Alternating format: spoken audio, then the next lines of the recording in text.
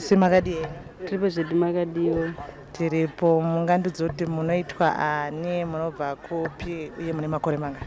Ndinonzi Agnes Ruvimbo, ndine makore ndiri wa12 August 2002. Ndinobva kwaMurasirano village,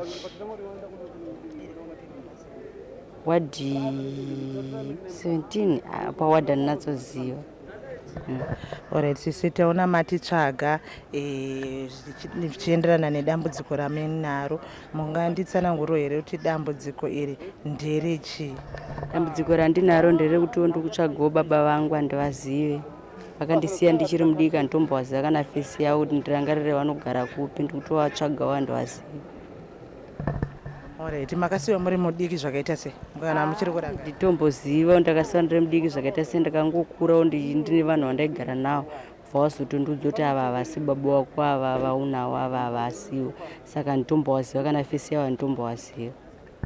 Alright, ko amai hamuna kumbovabvunzawo here kuti mama baba vangu chaivo chaivo vari kupi? Amai hatinobvira tambovabvunza, po ndakangozvarwa mumba medu tingori 7, saka ndaingobvunza kuti tingoriwo 7 takadaro. Ini ndinda ndiri gotwe, saka taingobvunza kuti tingori 7 nevamwe vangu vese ivavo. Pau7 wedu 4 vane kumba kwavo vakadaro kudzinza kwavo. Ini 3 first born nemba medu ine baba waye nesecond ina baba waye nenogotwe tina baba waye. Saka isu tiri vatatu tisina na baba wake. Asi first born baba waye anoiziva, iyi second musikana baba waye anoiziva, ini ndisingazive baba wangu. Ya, pakaipa. Saka mama variko here kumba? Amai vakafa. Vakatofa vasina kutaura kuti baba vari kupi? Havana kutombobvira vambondudza kuti baba vari kupi. Pavakafa vakangosiya vangokwanisa kutaura kuti vana vangobata naye chete, havana nachimwe chavakataura. Alright, mama vakazoshayawo nguva nemakore mangani? Mama pavakashaya ndine 21 years. Zvezvi une 22? Ndine 22. Ndakana chandoziva. Alright, saka pane une matanho here awakambotora mushure mekunge wazoziva kuti ava waigara navo havasi baba wako, pane here zvawakamboedza kuitawo iwewe wega? Zvandakaedza kuita handina. Zvandakatoedza kuita ndizvozvi through ndaona mireji yangu yandakaita yakabva yapwanyika nowandadhemejwa musoro. Murume wangu abva enda kujera, abva apfika 2 years, ndipo ndabva ndabuda mumireji. Saka kutotanga ndikoko kwandakatotanga kuti ganditowo matanho ekuti ndowakwanise kuvatsvaga, ndowakwanise kuonawo hama dzekwangu. Musi wakafa sisi wangu achivigwa, papatakaudzwa nehanzvadzi dzaamai, anana James nana Arias, vakati muri maburu ekwaMusona, ana Shepherd ana Terence ana Zoza vana nidhi yekudya mari yako. Isisu mari yako inodyiwa navanhu vekwaMusona, kana ukatonzi waroorwa mari yako inodyiwa navanhu vekwaMusona, muri maburu ekwaMusona. Ndipo pandakabva zvandibata, ndipo pandakazotangawo kutsvagawo. Pandaizviudzwa nevanhu vichinzi iwe tsvaga baba wako nguva ichiripo, ndaingozviignora ndichiona kunge vanhu vari kutaura zvekunyepa. Alright, saka wekwaMusona ndo baba wawakakura navo? Ndakakura ndiri kudzinza rekwaamai. Saka dzinza rekwaamai rainotongondoonochi unge mwana wavo. Saka vekwamai ndo vakadya mari yako? Vekwamai havasiri vakadya mari, hanzvadzi dzangu ndo dzakadya mari. Apa idzo dzisiri idzo hama dzako chaidzo?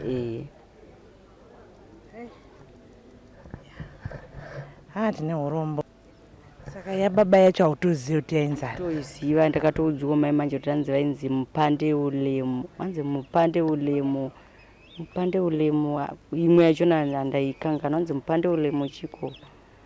Mupande Ulemu, kumberi kwacho handichakuziva. Yanzi vanga vasiri muZimbabwe. Alright, ndinovimba rega timbotaura nababa veshamwari yababa vako. Timbovanzwawo kuti vangatipewo here information izere yekuti tikwanise kuona kuti totangira papi kuti titsvage kuti baba vako vangadai vari kupi. Aiwa, ndazvinzwa nayaya mashoko amandiudzawo. Mwari vachanditira nyasha kuti ndivawanewo. Tinotenda, thank you. Baba makadii henyu? Tiripo makadii zvenyu? Tiripo. Ndanzwa achitaura naAgnes. ndikanzwa kuti inini ndimi shamwari yababa vake, mungangodai muine information yakati panyaya yababa vaAgnes ava mungandiudzawo here ukama hwenyu kuti hwakanga hwakamira sei uye vainzani, vakangodai vari kupi pari zvino? Alright, baba vaAgnes yakanga iri shamwari yangu, taishanda tose tichishanda mukambani yeFarmers World Zimbabwe paChakonda. Baba vaAgnes vainzi Ada Ulemo Mpande, vanobva kuMalawi, asi muno muZimbabwe vanga vaine hanzvadzi yavo yaishanda kuHarare. Takashanda tese pamugore ra2000 kusvika mugore ra2003 kambani yedu ichibva yazovhara kuno kuShamva.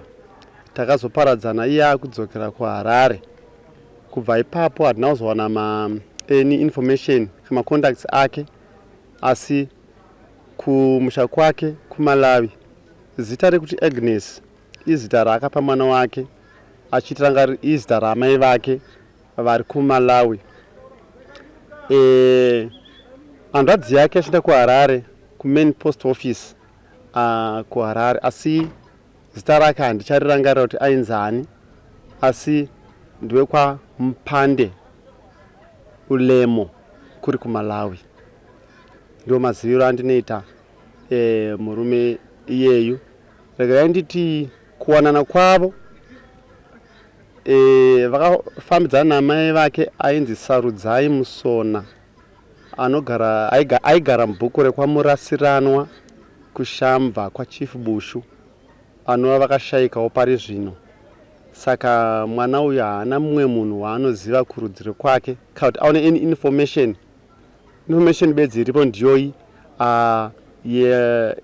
yangu ini ndakashandidzana nababa vemwana iyeyo. Alright baba, saka zvichireva kuti pari zvino baba vaAgnes vangangodaro vakadzokera kuMalawi? Zvinogona kudaro kuti vangonanga vadzoka kuMalawi kana kuti vangonanga vari muno vaendawo neimwe nzvimbo, asi mukana mukuru kuti vangonanga vakadzokera kuMalawi, ndo kune dzinza ravo rese. Aiwa, tinotenda baba neinformation yamatipa.